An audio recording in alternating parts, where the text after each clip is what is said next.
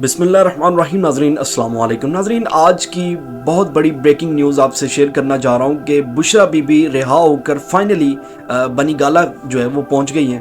264 دن کی جیل میں قید کے بعد رہا ہونے والی آج بشرا بی بی جو ہے وہ فائنلی رہا ہو کر بنی گالہ پہنچ گئی ہیں۔ گرفتار بھی ہوئی خود اور ہائی کورٹ درخواست دے کر بنی گالہ سے اڈیالہ جیل شفٹ بھی ہوئی۔